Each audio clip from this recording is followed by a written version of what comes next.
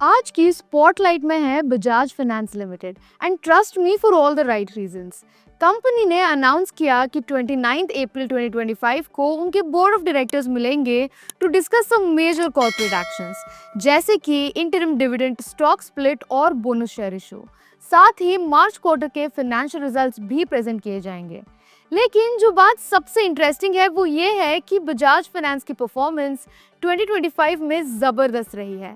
Stock ने अब तक लगभग 35% का फिनोमिनल रिटर्न दिया है और इन्वेस्टर्स के वेल्थ में 1.5 लाख करोड़ रुपीस से ज़्यादा का एडिशन हुआ है।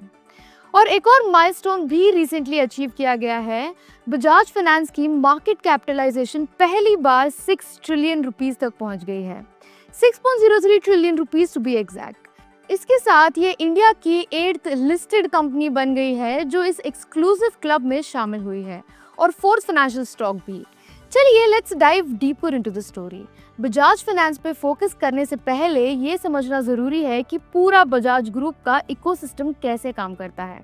1926 में जमनालाल बजाज के द्वारा स्टार्ट हुआ बजाज ग्रुप आज के टाइम में इंडिया के टॉप कॉन्ग्लोमरेट्स में से गिना जाता है। ग्रुप के पास 10 प्लस लिस्टेड कंपनीज हैं, जैसे Bajaj finance, Bajaj Finserv, Bajaj auto और बजाज इलेक्ट्रिकल्स, जो ग्रुप की फाइनेंशियल स्ट्रेंथ और मार्केट रेपुटेशन को स्ट्रॉन्ग बनाते हैं। अब बात करते हैं इस ग्रुप के शाइनिंग स्टार बजाज फाइनेंस की। बजाज फाइनेंस ग्रुप का फ्लैगशिप एनबीएफसी है, यानी नॉन बैंकिंग फाइनेंशियल कंपनी, जो लेंडिंग बिजनेस में एक्टिव है अक्रॉस रिटेल, एसएमई और कमर्शियल सेगमेंट्स। ये कंपनी अर्बन और रूरल इंडिया दोनों में स्ट्रॉन्ग प्रेजेंस रखती है। साथ ही ये पब्लिक और कॉर्पोरेट डिपॉजिट्स भी एक्सेप्ट करती है और अपने कस्टमर्स को wide range of financial services भी प्रोवाइड करती है। तो सवाल ये है, सब लोग बजाज फाइनेंस के बारे में आज इतना क्यों बात कर रहे हैं? आंसर सिंपल है। 29 अप्रैल को एक इम्पोर्टेंट बोर्ड मीटिंग होने वाली है जहां 3 मेजर कॉर्पोरेट एक्शंस कंसिडर किए जाएंगे। सबसे पहला है interim dividend.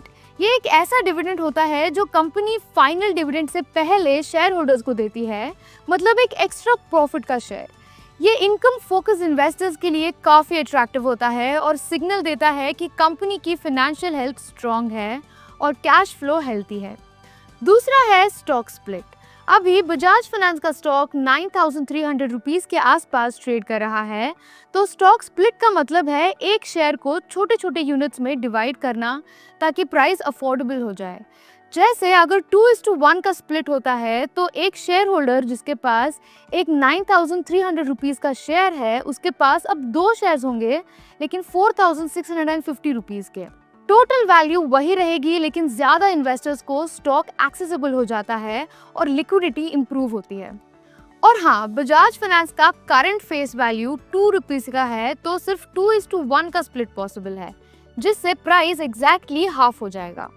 Lastly bonus issue. इसमें कंपनी अपनी एग्जिस्टिंग शेयर होल्डर्स को फ्री में एक्स्ट्रा शेयर्स देती है based on their current holdings. ये भी स्टॉक स्प्लिट की तरह ही ईपीएस और प्राइस को प्रोपोर्शनली रिड्यूस करता है, बट फंडिंग का सोर्स अलग होता है। बोनस शेयर्स कंपनी की रिजर्व्स या सरप्लस से इशू किए जाते हैं। ये एक साइन होता है कि कंपनी फाइनेंशियली स्ट्रांग है और इन्वेस्टर्स को रिवॉर्ड कर रही है बिना कैश फ्लो पे प्रेशर डाले। अगर ये कॉर्पोरेट एक्शंस अप्रूव हो जाते हैं तो ये सारे स्टेप्स शेयर होल्डर वैल्यू को बूस्ट करने और मार्केट लिक्विडिटी एनहांस करने के लिए होंगे। क्लियरली बजाज फाइनेंस अपने इन्वेस्टर्स को रिवॉर्ड करना चाहता है और स्टॉक को और एक्सेसिबल बनाना चाहता है फॉर मोर पार्टिसिपेंट्स।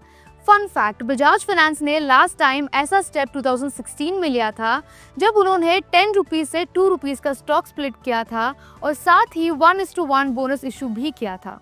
अब चलते हैं बजाज फाइनेंस की Q4 FY25 बिजनेस अपडेट की तरफ। पूरा क्वार्टरली रिजल्ट तो 29 अप्रैल को आएगा, लेकिन बजाज फाइनेंस ने 3 अप्रैल 2025 को एक बिजनेस अपडेट रिलीज किया, जिसमें उन्होंने अपनी Q4 परफॉर्मेंस का स्नीक पीक दिया है फॉर द क्वार्टर एंडिंग 31 मार्च 2025। और ऑनेस्टली रिजल्ट्स काफ़ी इंप्रेसिव लगे। कंपनी ने Q4 FY25 में स्ट्रॉन्ग परफॉर्मेंस दिखाई। Assets under management 26% year over year grow हुआ, रीचिंग टू 4.16 ट्रिलियन रुपीस। ये ग्रोथ लार्जली ड्रिवन थी बाय स्ट्रॉन्ग कस्टमर एडिशन। सिर्फ इस क्वार्टर में ही उन्होंने 4.7 मिलियन नए कस्टमर्स जोड़े। टोटल कस्टमर बेस अब 101.8 मिलियन हो चुका है, जो एक साल पहले 83.64 मिलियन था। न्यू लोन्स बुक्ड भी काफ़ी तेज़ी से बढ़े। Q4 FY25 में 10.7 मिलियन नए लोन्स दिए गए, जो कि Q4 FY25 के 7.87 मिलियन से 36% का ग्रोथ दिखाता है। क्लियरली डिमांड मोमेंटम अभी भी स्ट्रॉन्ग है। सिर्फ Q4 में ही उनका AUM 18,700 करोड़ रुपीस से बढ़ा और उनका डिपॉजिट्स बुक भी स्ट्रॉन्ग रहा, अब लगभग 71,400 crore rupees, which shows a 19% growth. तो चलिए अब इस अपडेट का क्विक समरी देख लेते हैं।